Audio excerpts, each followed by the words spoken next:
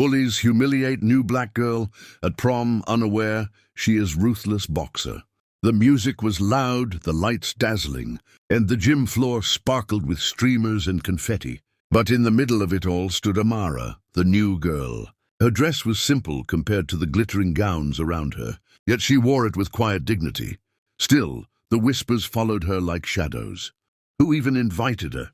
One girl sneered. She probably found that dress at a thrift store.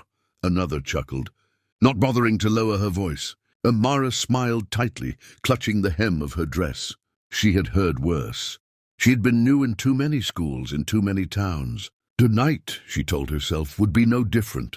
Smile, blend in, survive. But prom was supposed to be special. Instead, she felt like a stranger dropped into someone else's fairy tale.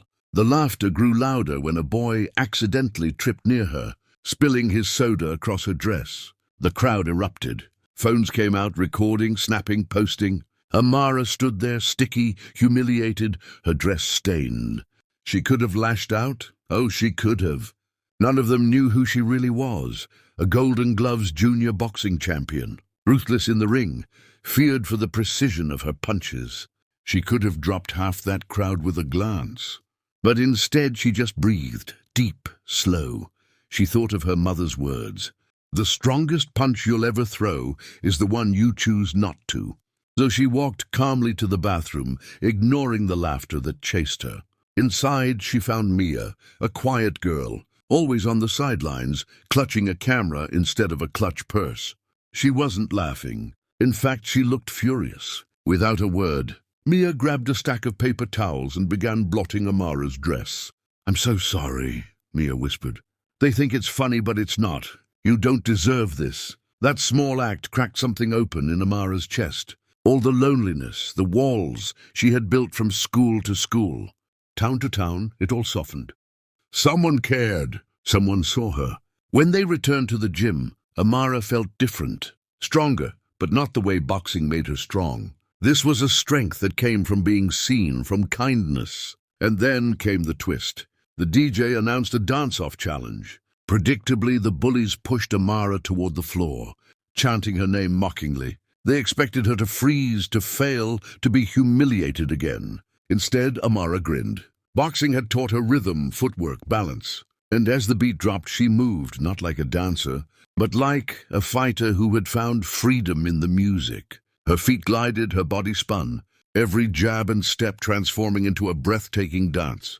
The crowd's laughter stumbled, turned into gasps, then into cheers. Mia recorded every second. By the end, the same students who mocked her were chanting her name in awe. The bullies stood stunned, realizing too late that the girl they tried to break had just stolen the night. Amara didn't win prom queen. She didn't need to. What she won was far bigger: respect, belonging, and the spark of a true friend at her side. As the night ended, Amara whispered to Mia, "Thanks for being in my corner." And for the first time in a long time, Amara walked out of a school gym not as the new girl, not as the outcast, not even as the boxer, but as herself.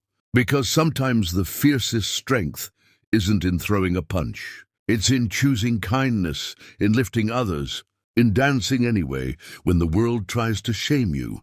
And that's how Amara, the new black girl at prom, left a legacy that no one would forget.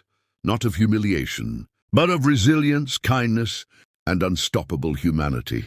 Easy, a closing note for listeners. This story reminds us that cruelty can echo loudly, but kindness always speaks deeper. And often, it only takes one person's compassion to turn someone's night, or even their life, around.